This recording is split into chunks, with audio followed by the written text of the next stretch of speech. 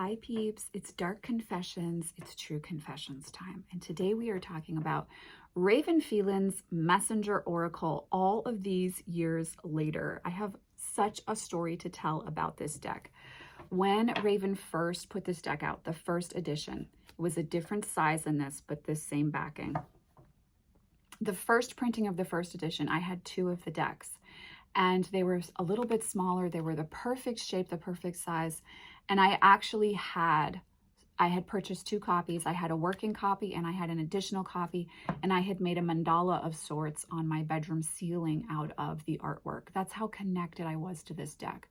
I spoke about it a great deal on the channel, gosh, probably before Vincent was born or around that time.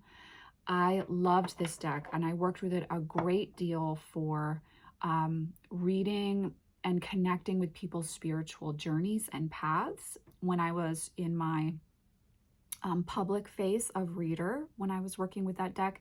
And in my personal practice, I found it to be a wonderfully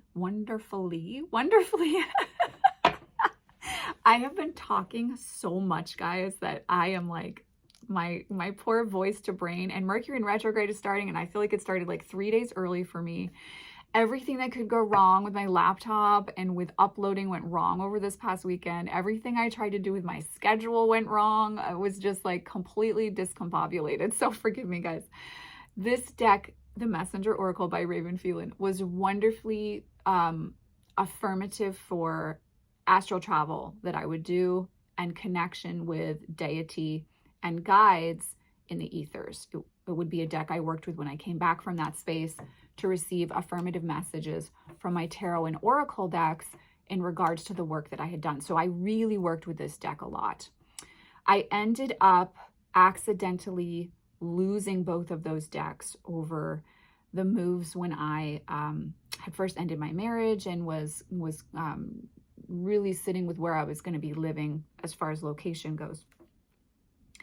And then I had purchased the newer edition, which is not this one, and I hated the backing, I hated the cardstock, and I hated the changes that she had made to the deck. She had added a few additional cards, but they didn't really speak to me, and I was not connected to that deck. So I ended up going from a place of loving that deck so much to like feeling cranky whenever I would pull the deck out to work with it. It was really not working for me at all.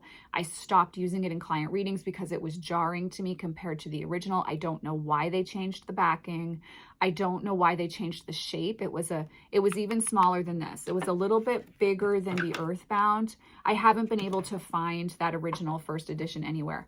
So I completely stopped using it. I think I donated, excuse me, that newer edition, and I stopped working with the deck totally. Then a wonderful viewer and sister in the cards saw that there was an earlier edition up on eBay for, I think I only paid $38, very reasonable price. It was pre-used, but it's in great shape. It's like it's brand new. So I ended up purchasing that, I think like a year and a half, maybe 2 years ago, or maybe it was a year ago. I don't remember. But anyhow, I purchased it in the relatively recent past. And I struggled with, I think because I've had such a toxic relationship with the Dreams of Gaia Tarot, also by Raven Phelan, that I really needed to take a break from her decks for a little bit while I was like taking a break from Dreams of Gaia and then doing the Forget That Deck workshop this past fall, figuring out how I was going to work with that deck. So I'm in a really good place with that. And so recently when I started doing the year ahead outlooks, which I began in earnest last week, I pulled this deck out to offer affirmation and clarification to the monthly aspect of the outlooks. So when you purchase a year ahead reading, which unfortunately they sold out very quickly twice, which, I mean, thank you guys. It's not unfortunate, but I just mean, I know some of you still want them. I can only do so many a year. Each of the offerings is easily an hour long, if not longer, and they take a very long time to record. They take a lot of energy to do. So, and I talk for so long that my voice gets really dried out as well. But I wanted to kind of shift a little bit how I was working with the monthlies in regards to how I read that portion of the offerings.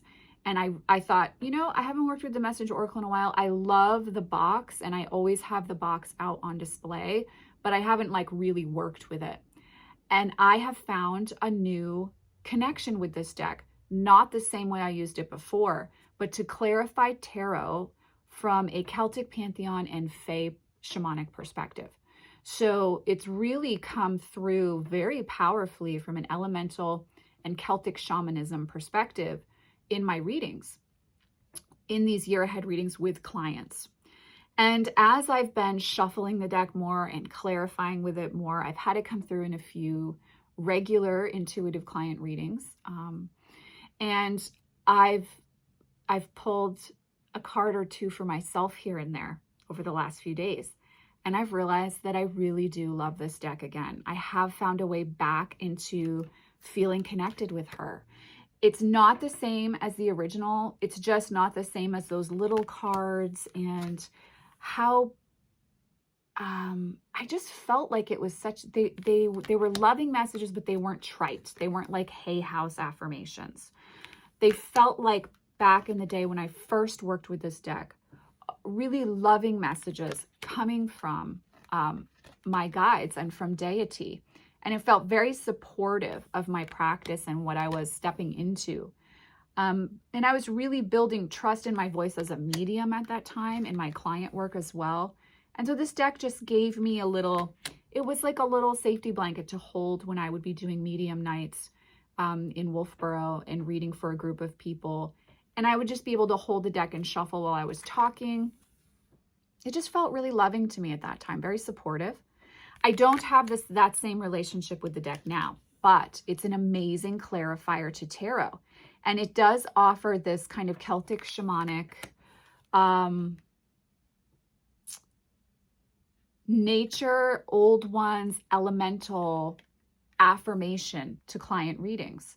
And I'm really, really enjoying it. So my true confession, my dark confession with this deck is I was deeply in love with this deck for a long time. We broke up, we got divorced. It was acrimonious. It cost us both a lot of money.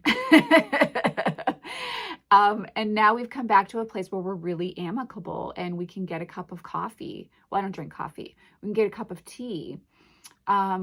She drinks coffee though.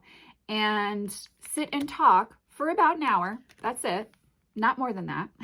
And really enjoy each other. And she really likes to chat with clients. So I'm very excited to be able to bring her back into my practice, very excited to connect with her and work with her in this way. And I like where we're at, and I don't need it to be more. That is one thing I will say that I love about getting older, is the understanding that you really can't go back. And so it's been really freeing over the last 3 years for me to really learn this lesson of not trying to recreate history, not trying to relive something in the present day that I've already lived and learned. So I'm not trying to have her be the deck that she was for me, but I really like the deck that she is now. So I would encourage you, if you have a deck that you really loved for a long time, but you're not, but you've fallen out of love with it. And if you're debating donating it or not, first of all, the Forget That Deck workshop is always there for you to play with. But also give it a try in a different way. See if it wants to be worked with by you in a different way. And there's kind of endless possibilities if you can open up to that and not need to make it what it once was, but appreciating it for what it is now. That is pretty epically cool. So my dark confession is I fell out of love with her, but I like her now, and we're very good acquaintances. So let me know in the comment box down below what you guys think about this deck. If you still have it in your collection, do you use it? If you have the newer edition, do you hate it as much as I hated it? Or do you actually love the new edition and you don't know why I don't like it at all? What do you think of this backing compared to the newer edition? Let me know. I am sending you guys, as always, oceans of love. And of course, as always, I will see you in the next video. Take care.